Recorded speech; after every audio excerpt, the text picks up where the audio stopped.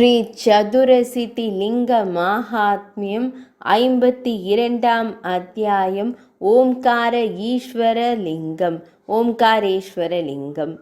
குறிப்பு: இது சிவனால் உருவாக்கப்பட்ட ஓம்காரத்தின் மகிமைப்படுத்தல். இந்த ஓம்காரம் மகாகாலேஸ்வர வனத்தில் ஒரு லிங்கத்தில் இணைக்கப்பட்டுள்ளது.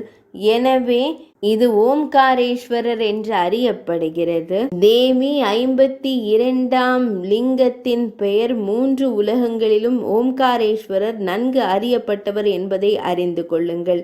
பிராகிருதா என்ற முதல் கல்பத்தில் தேவி ஆரம்பத்தில் வாயின் வழியாக ஒரு பழுப்பு நிற உயிரினம் என்னால் பிறந்தது.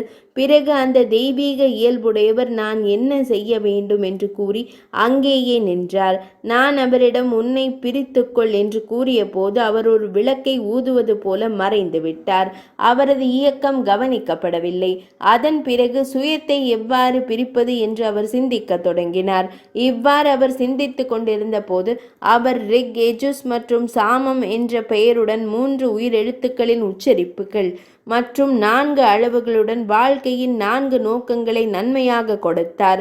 பிரம்மதேவர், பகவான் ஸ்ரீ மகாவிஷ்ணு மூர்த்தி மற்றும் சிவபெருமான் அவரது ஆன்மாவை உருவாக்கினர். அவர் தனது பரந்த சக்திகளால் அனைத்து உலகங்களிலும் வியாபித்திருந்தார். மகிழ்ச்சியுடன் நான் அவருக்கு ஓம்கார என்று பெயரிட்டேன். தாராள மனப்பான்மை கொண்ட வாணிகளால் பேச்சுக்கள் அலங்கரிக்கப்பட்ட அந்த தெய்வத்தின் இதயத்திலிருந்து வஷத்காரர் வெளிப்பட்டார். உலகில் சாவித்ரி என்று நன்கு அறியப்பட்ட இனிமையான வார்த்தைகளை கொண்ட காயத்ரி தேவி அங்கு அருகில் ஒரு பிரகாசமான தெய்வமாக நின்றார். 24 எழுத்துக்கள், 6 வயிறுகள், 3 பாதங்கள் மற்றும் 5 தலைகள் கொண்ட சண்டங்களில் வேத மீட்டர்கள் மிக சிறந்தவள் அவள். வேத அளவுகளில் மிக சிறந்தவளானவள் காயத்ரி அன்னையாவாள்.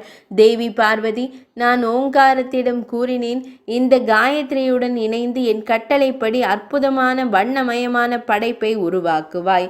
இவ்வாறு கூறப்பட்டவுடன் அவர் 3 முனைகளுடன் தங்கம் போன்ற ஒரு வடிவத்தை எடுத்தார். என் கட்டளைப்படி அவர் தனது உடலிலிருந்து படைப்பை உருவாக்கினார். ஆரம்பத்தில் தேவர்கள் குழு 33 தெய்வங்கள், மனிதர்கள் மற்றும் முனிவர்கள் வேதங்களின் அதிகாரத்தின் பேரில் படைக்கப்பட்டனர். சூரியனுக்கு தொடர்ந்து உதயமும் மறைவும் இருப்பது போல அவர்கள் அவரது உடலில் நுழைந்த பிறகும் வெளிப்பாடு மீண்டும் நிகழும். அனைத்து தேவர்கள், அசுரர்கள் மற்றும் அரவங்களையும் ஓங்காரத்தில் அடக்கிய பின்னர் அவரது கருப்பையில் பிரபஞ்சத்தின் புனித பகவானான ஓம்காரர் கல்பத்தின் முடிவில் அனைத்து உயிரினங்களையும் படைத்தார். மலையின் மகளே, அவர் வெளிப்படாதவர் மற்றும் நித்தியமானவர். இந்த முழு புலப்படும் உலகமும் அவருக்கு சொந்தமானது. அந்த மகான் எல்லாவற்றையும் உருவாக்குபவர், மாற்றுபவர் மற்றும் அளிப்பவர். வேதங்களின் தொடக்கத்தில் ஓம்காரம் உள்ளது. யக்ஞங்களின் தொடக்கத்தில் ஓம்காரம் உள்ளது. அறிவுக்கு முன்னதாக ஓம்காரம் உள்ளது. தவம் ஓம்காரத்துடன் தொடங்குகிறது. அவர் சுயமாக பிறந்தவர் என்று அறியப்பட வேண்டும். அவர் பிரம்மதேவர், பிரபஞ்சத்தின் இறைவன். அவர் வாயு, காற்று என்று அறியப்பட வேண்டும். அந்த சர்வ வல்லமை உள்ளவர், குடிமக்களை படைத்தவர். அவர் இவற்றையெல்லாம் படைத்தார்.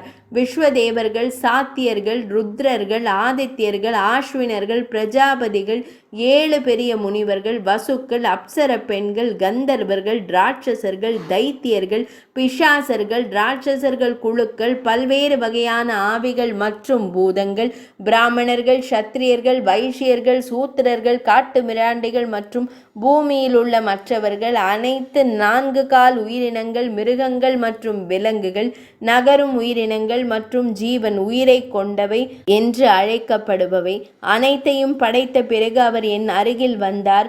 அவர் அடக்கத்துடன் வணங்கி இந்த வார்த்தைகளை கூறினார்: பகவானே, மகேஸ்வரரே, தங்கள் அருளால் படைப்பு என்னால் முடிக்கப்பட்டது. புகழ் நித்தியமாக இருக்க எனக்கு ஒரு மகத்தான இடத்தை வழங்குங்கள். ஓம்காரத்தின் வார்த்தைகளை கேட்டதும் நான் கூறினேன், என் தெய்வீக மகா காலவனம் மிகவும் விரும்பத்தக்க மகத்தான இடம். அது நித்தியமானது, மாறாதது மற்றும் மங்காதது. அது மங்களகரமானது மற்றும் அனைத்து செல்வங்களுக்கும் உகந்தது. அங்கே உங்கள் புகழ் சந்தேகத்திற்கு இடமின்றி நிலைத்திருக்கும். இது சூலேஸ்வரரின் கிழக்கு பகுதியில் அமைந்துள்ளது. 3 கல்பங்களின் போக்கில் தோன்றிய இது உங்கள் பெயரால் நன்கு அறியப்படும். ஓம்காரேஸ்வரர் என்ற பெயர் 3 உலகங்களிலும் பரவும். இதை கூறியதும் ஓம்காரர் மனதில் மகிழ்ச்சி அடைந்தார். அவர் அங்கு லிங்கத்தை கண்டு அதில் இணைந்தார். அப்போதிலிருந்து ஓம்காரத்தை பிராமணர்கள் ஆரம்பத்தில் தகுதி மற்றும் மங்களத்திற்காக வேதங்களில் சேர்த்துள்ளனர். தேவி பார்வதியே, ஓம்காரர் இணைந்த காலத்திலிருந்தே இது ஒரு மரபு. லிங்கத்தின் அபரிமிதமான சக்தியை நான் கூறுவதை கேளுங்கள். தேவி, ஓம்காரேஸ்வரரை தரிசிப்பதன் மூலம் கிடைக்கும் புண்ணியம் ஆயிரக்கணக்கான யுகங்கள், நூற்றுக்கணக்கான வியாதிபாதங்கள் மற்றும் ஆயிரக்கணக்கான அயனங்கள், சூரிய பயணம் ஆகியவற்றில் செய்த புண்ணிய செயல்களின் விளைவாக கூறப்பட்டதை விட அதிகம். ஓம்காரேஸ்வரரை தரிசிப்பதால் கிடைக்கும் பலன் 4 வேதங்களையும் படித்த பிறகு கிடைக்கும் பலனை விட அதிகம். ஓம்காரேஸ்வரரை தரிசிப்பதால் கிடைக்கும் பலன் வாழ்நாள் முழுவதும் பிரம்மச்சரியத்தை கடைபிடிப்பதன் மூலம் கிடைக்கும் பலனை விட அதிகம். தேவி, ஓம்காரேஸ்வரரை தரிசிப்பதால் கிடைக்கும் பலனே கரிஷ சாதனா. கரிஷ நெருப்பில் தேர்ச்சி பெறுவதன் மூலம் ஆன்மீக சாதனை மற்றும் கொலை செய்யாதிருப்பதன் சபதத்தை கடைபிடிப்பதன் பலனை விட அதிகம். உண்மையில் அதை வணங்குவதன் விளைவாக வரும் பலன் வரம்பற்றது. ஏராளமான செல்வங்களை செலவழிக்கும் யஜ்ஞங்கள் என்ன?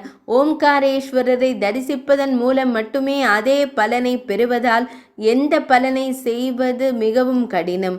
ஓம்காரேஸ்வர தேவரின் வழிபாடு, தொடுதல், மகிமைப்படுத்துதல் மற்றும் அவரது கதையை கேட்பதிலிருந்து ஆண்கள் விடுதலை பெறுவார்கள்.